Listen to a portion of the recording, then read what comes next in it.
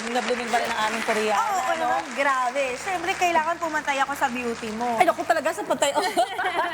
Ayan Good morning! na, Yeah. Chef, good morning. Sige po, bati kayo sa ating mga kasangbahay po. Yes, good morning sa atin.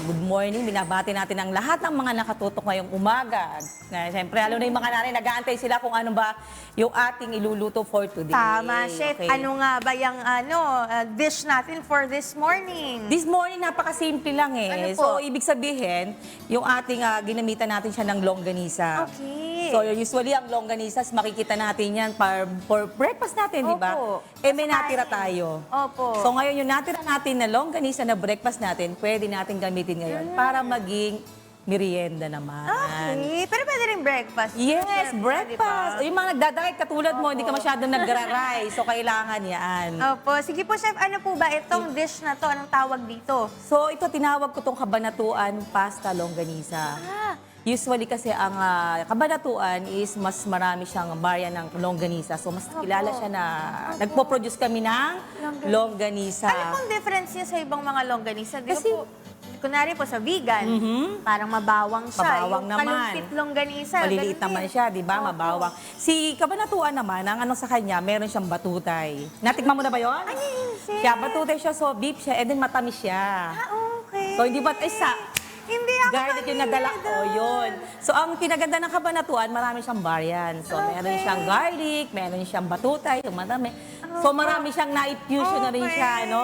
Na-curious ka, no? Oo, isa-search ko yan, Chef. O, di ba? Yan, madadala nga kita. Garlic kasi dala kong for Ah, today. sige, okay lang, Chef, dahil favorite ko rin naman ang Yes. garlic. So, ano-ano po yung mga ingredients So, natin, Chef? ngayon, ang ingredients na gagamitin natin, napakasimple lang. Opo. So, meron lang tayo na olive oil. And then, meron tayong garlic, meron tayong white onion, and then meron tayong mushroom slice.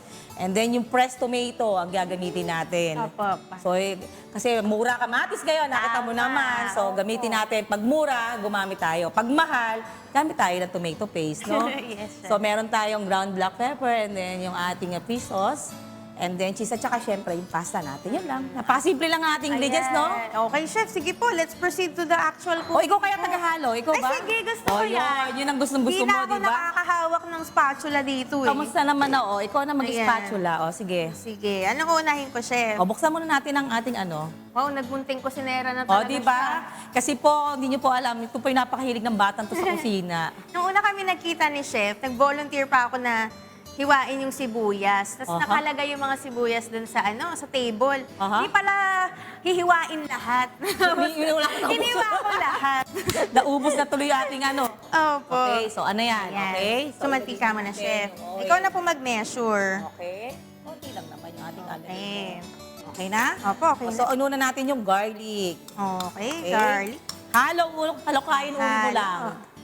Yan. O, para bang hindi Halo siya kayo. marunong Kailangan magluto. kasi ako pa, oh. Pero Chef, kayo, ano ang best memory nyo sa pagluluto po? Ako, best memory ko, syempre, lalo na pagka nagluluto, naalala ko yung mga lola ko. Kasi sila yung, that time kasi, nung panahon Nung na yun. araw. Nung bata pa ako, sinasama ko lagi nung mga lola ko, tsaka nung Opo. nanay ko sa mga kasalan. Ay, gano'n. Kasi dati, naiimbita yung lola kong magluto sa kasalan. Libre lang nung araw. Wala namang bayad-bayad ang mga kusinera nung araw eh. Okay, another one. Ilalagay na natin yung ating fresh tomato na ginawa ko.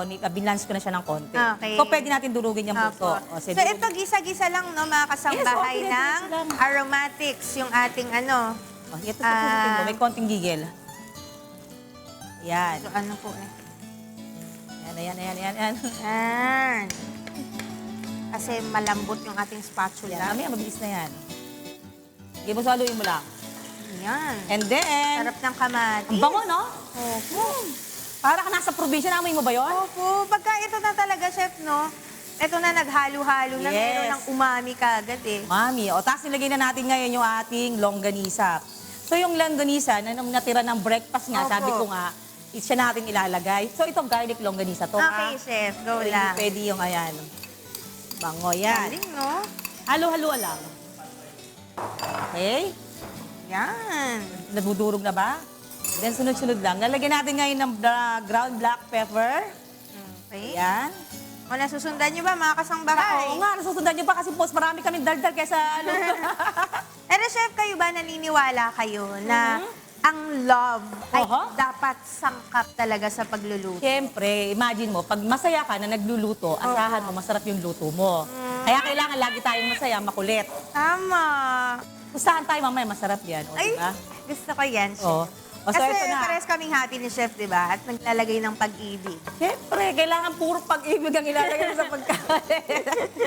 O, tapos lalagyan natin ngayon ng patis. Ay, bakit may pati, chef? Siyempre, yung ginamit natin ng pang-alat. Yan Ah, ginamit okay. natin na ano. So, hindi tayo, Saka ang sarap. para may linamnam. Ayun, tama. Bango, no? Opo. Sabi mo? Yun, napunta na siya sa damit ko lahat. Ay, sorry na. Yung patis. Hindi, okay lang yan. Kasi ganun talaga pag kusinera ka, lahat ng amoy ng pagkain nasa damit mo, nasa Alam mo, buhok. pag kusinera ka, bunso, nawawala ang arte mo. Kasi nag-iiba po kami ng anyo kapag kami ay nasa kusina Tama. na. Nawawala yung arte namin. Hindi pwede maarte. Yung mga kamay namin, di ba pwede ba arte-arte yan? And next, bango, no, ilalagay na natin yung ating mushroom. Okay. Ay, ang sarap na. Diba? Napakasimple lang, O, oh. di ba, meron na tayong mga gulay, meron Lahat tayong na. kamatis, Aha. meron tayong mushroom, And meron then, tayong meat. Meat. Kompleto. So ngayon, itong lalagay natin yung melt cheese natin para siya yung pag-ano, okay? O pag nadurog na yung kamatis natin. Opo. Nasusundan nyo ba, mga kasambahay? O. 2 minutes na lang. Okay, lagay na natin yung cheese at para mag-ano. Yan. Okay. Para mas malinamnam, Yes. no, chef? Tapos, meron tayong ditong konting eggs. Yan, ang bango. Opo. O, di ba? Malapit na pong maluto. Kunti na lang. Lalagyan natin ng konting oil. Ito yung oil naman ng longganisa. So, lalagyan lang natin. Ay, oo nga, chef, no? hindi siya maging dry. Tsaka yung lasa rin, chef. Yes, Sarap, para andong diba? pa rin. Oo nga. Okay na yan? Okay na to. Meron na tayong kabanatuan. Ito po, binlance natin yung Okay. ating pasta, ha? Okay, so meron na tayong ready, chef. Yes, pasta. ready na natin. Okay? Okay po. Inalo mo na. Okay na? O, di ilagay Sige, lagay muna natin lahat, mga kasangbahay. O, hinaan natin yung apoy natin. Okay?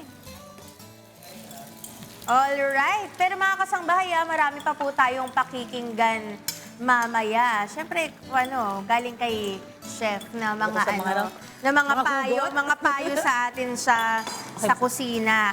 Naaamoy nyo na ba, Bango, no? mga siskis, yung aking At amoy na rin tayo. ang aming pasta dito. Ayan, ang ating finished product, ang ating kabanatuan longganisa pasta. O, diba? Very fast. Simpleng-simple. Ang bilis lang, pero... Pero mabango. Dapat, yun. Ay, eto na nga. Sige, chef, habang tinitikman ko po itong ating pasta, Aha. meron pa kayong binitbit sa amin na ibang mga pagkain? Yes, naman. Dahil ayoko nagugutom kaya Sige, gusto chef, ko marami iyan mo nga ulam. kami, guide mo nga kami dyan. So, yan. Meron tayong ginagawa tayo ng meatballs with white sauce, with creamy sauce. And Ayan, then meron tayong chicken puree with garlic mayo sauce. Opo. And then meron tayong Hawaiian barbecue pork chop. Eh, syempre, may extra tayong longganisa. Sana mo magpa-sponsor yung longganisa sa akin, para madala ko kayo, no? Ayan. Pero chef, ito po, ginawa niyo po ito lahat, chef. Yes! Grabe talaga yung pagmamahal sa atin ni Chef. Siyempre Pero naman. Chef, kapag gusto nilang umorder po ng mga food na yan, saan po ba nila pwede yan ma-order po? Yan, syempre, andyan yung aking, nakalagay naman dyan sa aking likod, no? Makikita nyo yung Blue M Catering, pag meron silang mga gusto magpapakater, and then yung Nanay Nene's Kitchenette. At saka syempre ngayong summer, yung aming Casa Rohemar, mag-swimming na kayo kasi mainit sa kabaratuan. Ayan. O, ayan, kontakan nyo na lang si Chef Tekia, O. At Chef, ang sarap po. Kasi nasarapan mo ba? Gusto ko yung longganisa ninyo. Simple lasa niya, pero lasang garlic. And then yung sanggunian, umabsent ako ngayon sa barangay. Talaga naman. Para ipagluto lang, kami. oh yes, syempre, para ipagluto ko lang syempre kayo at namimiss ko syempre. Alam mo naman ikaw, pag ikaw Opo. nanginginig pa. Nako, at saka syempre, suki ka namin sa Good Morning Yes Kuya, Chef. naman. Love na love ka namin dahil lagi mo rin pong love ang Good Morning Yes Kuya. naman, syempre na love ko ang UNTV. Sana nag-enjoy kayo sa ating recipe for today. And for more Kusina Adventures, abang lang po kayo everyday, ha? At syempre, ang lagi kong paalala sa inyo bilang inyong munting kusinera, don't forget to cook with love and